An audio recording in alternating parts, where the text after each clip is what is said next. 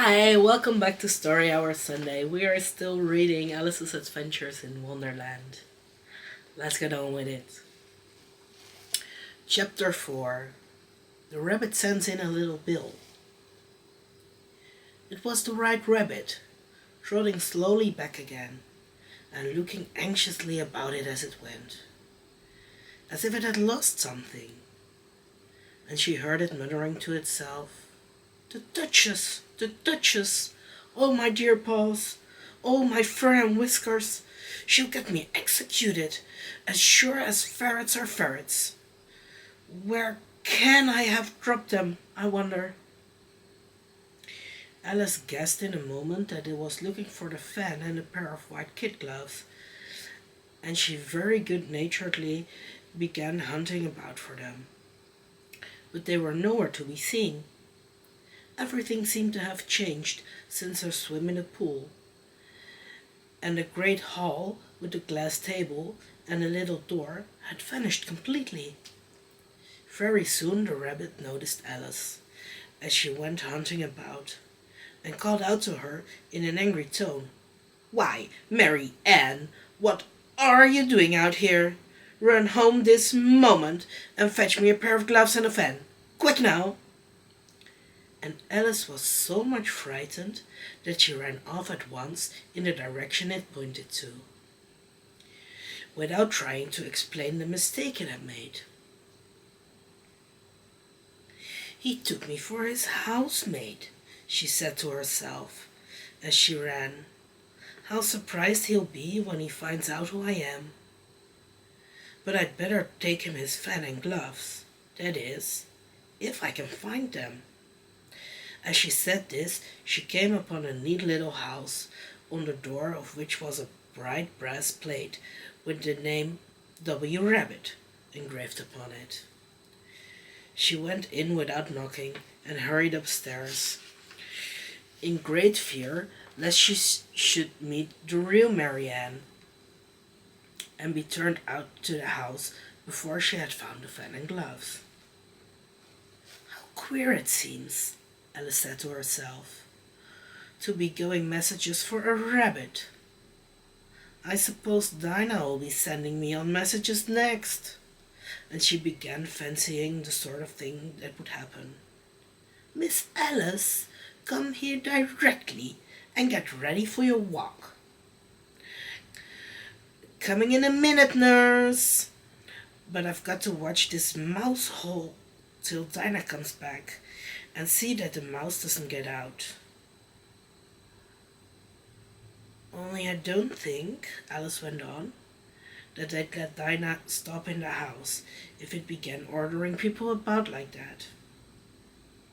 By this time she had found her way into a tiny little room with a table in the window, and on it, as she had hoped, a fan and 2 or 3 pairs of tiny white kid gloves. She took up the fan and a pair of the gloves and was just going to leave the room when her eye fell upon a little bottle that stood near the looking-glass. There was no label this time with the words "Drink me," but nevertheless she uncorked it and put it to her lips. "I know something interesting is sure to happen," she said to herself, "whenever I eat or drink anything, so I'll just see what this bottle does. I do hope it'll make me grow large again, for really I'm quite tired of being such a tiny little thing." It did so indeed, and much sooner than she had expected. Before she had drunk half the bottle, she found her head pressing against the ceiling, and had to stoop to save her neck from being broken. She hastily put down the bottle, saying to herself, "That's quite enough. I hope I shan't grow any more. As it is, I can't get out at the door. I do wish I hadn't drunk quite so much." Alas, it was too late to wish that. She went on growing and growing, and very soon had to kneel down on the floor. In another minute there was not even room for this, and she tried the effect of lying down with one elbow against the door and the other arm curled around her head. Still she went on growing, and as a last resource, she put one arm out of the window and one foot up the chimney, and said to herself, "Now I can do no more, whatever happens. What will become of me?" Luckily for Alice, the little magic bottle had now had its full effect, and she grew no larger. Still, it was very uncomfortable, and as there seemed to be no sort of chance of her ever getting out of the room again, no wonder she felt unhappy. It was much pleasanter at home, thought poor Alice, when one wasn't always growing larger and smaller and being ordered about by mice and rabbits. I almost wish I hadn't gone down the rabbit hole. And yet, it's rather curious, the sort of life. I do wonder what can have happened to me. When I used to read fairy tales, I fancied that kind of things happened. And now here I am in the middle of one. There ought to be a book written about me. That there ought. And when I grow up, I'll write one. But I'm grown up now, she added in a sorrowful tone. At least there's no room to grow up any more here. But then, thought Alice, shall I never get any older than I am now? That'll be a comfort one way, never to be an old woman. But then, always to have lessons to learn? Oh, I shouldn't like that. Oh, you foolish Alice, she answered herself. How can you learn lessons in here, while there's hardly room for you, and no room at all for any lesson books? And so she went on, taking first one side and then the other, and making quite a conversation of it altogether. But after a few minutes, she heard a voice outside and stopped to listen.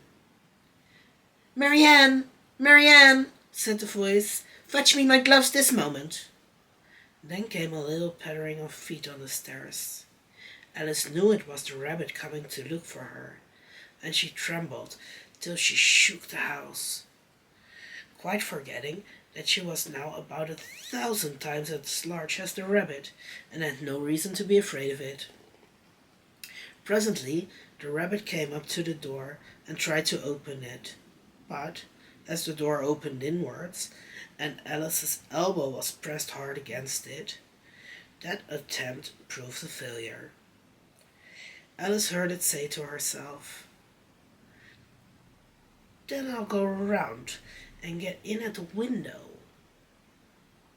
"That you won't," thought Alice, and, after waiting till she fancied she heard the rabbit just under the window, she suddenly spread out her hand and made a snatch in the air. She did not get hold of anything, but she heard a little shriek and a fall, and a crash of broken glass, from which she concluded that it was just possible it had fallen into a cucumber frame, or something of the sort. Next came an angry voice, the rabbit's. "Pat! Pat! Where are you?" And then a voice she had never heard before. "Sure I'm here, digging for apples, your honor." "Digging for apples indeed," said the rabbit angrily. "Here, come and help me out of this." Sounds of more broken glass. "Now tell me, Pat, what's that in the window?" "Sure it's an arm, your honor." Pronounce it arm. "An arm, you goose. Who ever saw one that size? Why, it fills the whole window." "Sure it does, your honor. But it's an arm for all that." "Well, it got no business in there. At any rate, go and take it away." There was a long silence after this, and Alice could only hear whispers now and then, such as, "Sure, I don't like it, your honor, at all. at all. Do as I tell you, you coward. And at last she spread out her hand again and made another snatch in the air. This time there were 2 little shrieks and more sounds of broken glass. What a number of cucumber frames there must be, thought Alice. I wonder what they'll do next. As for putting me out of the window, I only wish they could. I'm sure I don't want to stay in here any longer. She waited for some time without hearing anything more. At last came a rumbling of little cartwheels, and the sound of a good many voices all talking together. She made out the words, "Where's the other ladder?" "Why, I hadn't to bring but one. Bill's got the other. Bill, fetch it here, lad. Here, put him up at this corner. Nope, tie him together first. They don't reach half high enough yet. Oh, they'll do well enough. Don't be particular. Here, Bill, catch hold of this rope. Will the roof bear? Mind that loose slate. Oh, it's coming down. Heads below." And a loud crash. "Now, who did that? It was Bill, I fancy. Who's to go down the chimney? Nay, I shan't. You do it. That I won't. Then Bill's to go down. Here, Bill, the master says you've to go down the chimney." "Oh, so Bill's got to come down the chimney, has he?" said Alice to herself. "Why, they seem to put everything upon Bill.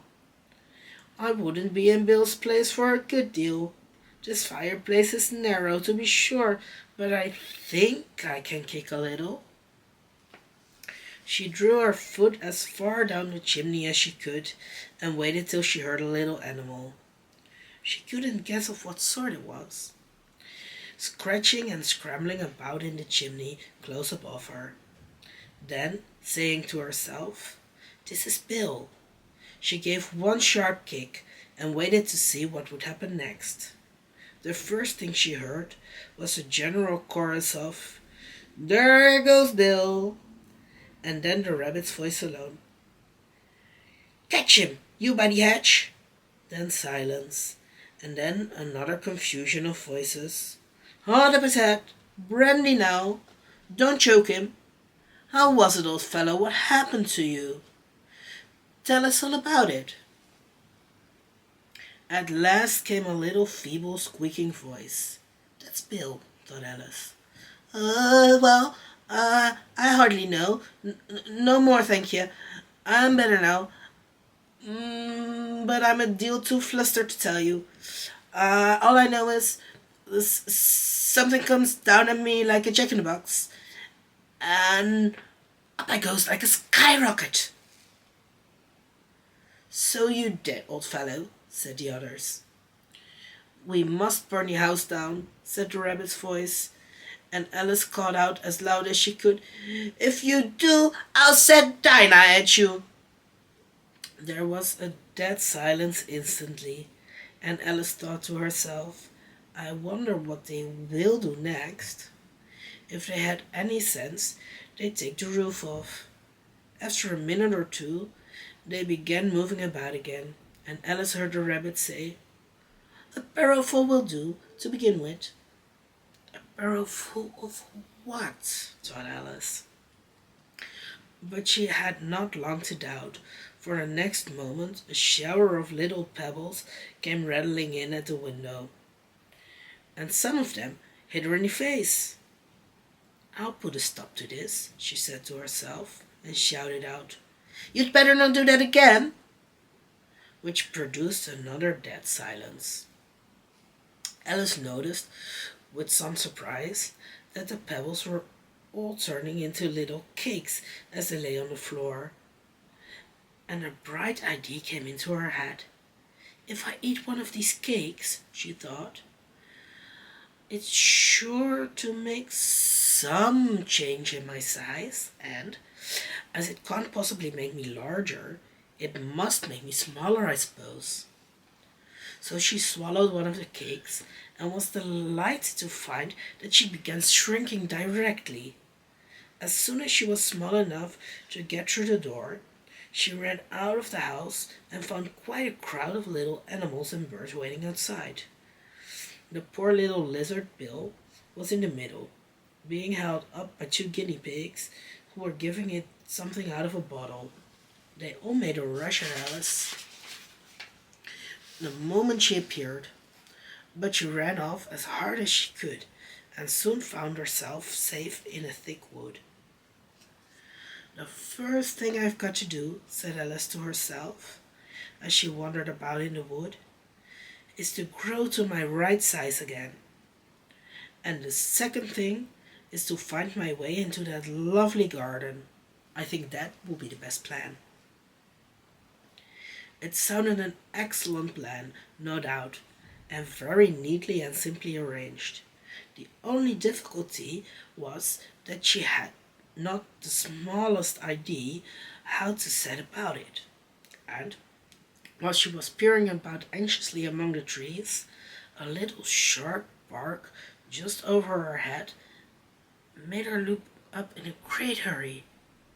An enormous puppy was looking down at her with large round eyes, and feebly stretching out one paw, trying to touch her. "Poor little thing," said Alice, in a coaxing tone, and she tried hard to whistle to it. But she was terribly frightened all the time at the thought that it might be hungry, in which case it would be very likely to eat her up in spite of all her coaxing.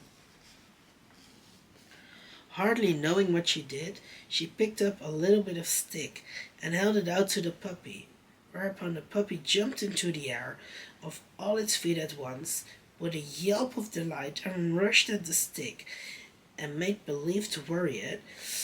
Then Alice dodged behind a great thistle to keep herself from being run over, and the moment she appeared on the other side, the puppy made another rush at the stick and rumbled head over heels in its hurry to get hold of it.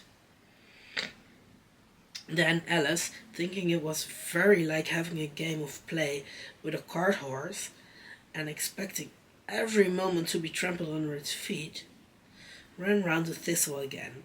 Then the puppy began a series of short charges at the stick, running a very little way forwards each time, and a long way back, and barking harshly all the while, till at last it sat down a good way off, panting with its tongue hanging out of its mouth, and its great eyes half shut.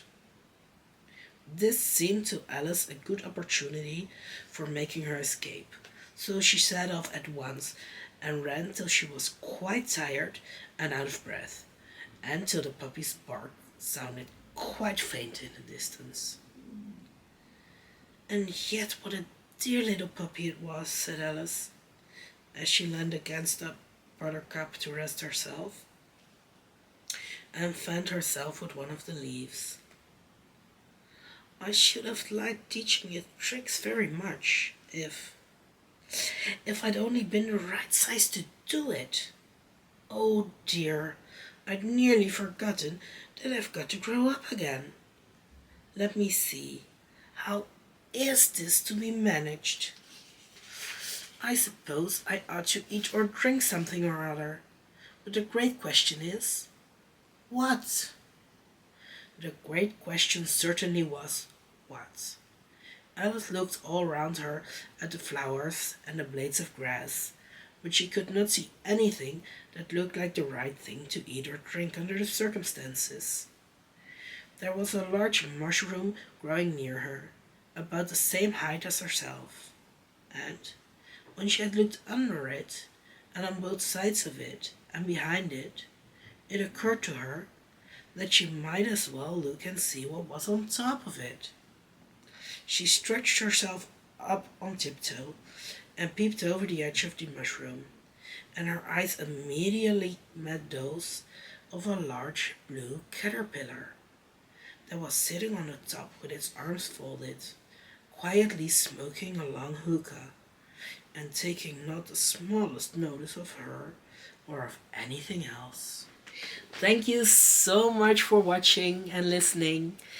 Make sure to come back next week for the following chapters. I post Story Hour Sunday videos every Sunday at 8 p.m. Central European Time. And every Thursday I post other videos also at 8 p.m. Standard European Time. And of course I post shorts every now and then. Have a look, enjoy. Make sure to like and subscribe not to miss anything. And until next time.